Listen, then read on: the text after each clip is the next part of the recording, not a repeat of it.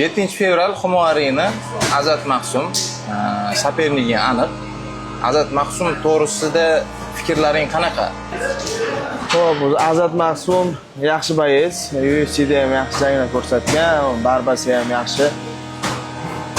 Xudo xolisa o'sha Tagir bilan kurashganini ko'rdik, boshqa saperniklar bilan kurashganini ko'rdik.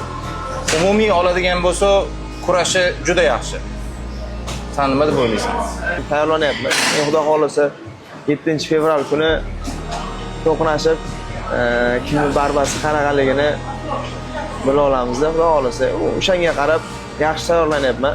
O'zbekiston MMA ishqibozlari orasida mana senga fanatlik qiladigan insonlar yoki вообще fanatlik qilmaydigan, umuman MMA ga fanat bo'lgan insonlar orasida fikr bor. Ramazon Temirovga stoykasi juda ham yaxshi, qo'lda urishi, oyoqda urishi juda ham yaxshi. Lekin grappling tomonlama Ramazon kuchsiz degan fikr bor. Biz bu fikrni qattiq eshitdik. Asu bilan bo'lish kerak bo'lgan bo'yindan oldingi fikrlar bular. Sen o'zing bu narsaga qanaqa qaraysan? Seni fikring qanaqa o'zingni grappling bo'yicha? Ramazon Temirovni barbasiga shubha bilan qarayotganlarga inshaalloh 7-fevral kuni chiroyli barba qilib, sxvatka qilib, hamma o'sha har xil so'zlarga inshaalloh nuqta qo'yamiz va qo'ldan kelgancha chiroyli barossa qilib ko'rsatamiz. Barbeng to'g'risida aytib o'tding. Endi bitta savol, bu qiziq savol, hammaga qiziq bo'lgan savol. Azat Maqsumni qaysi grappling usuli bilan yengishga harakat qilasan?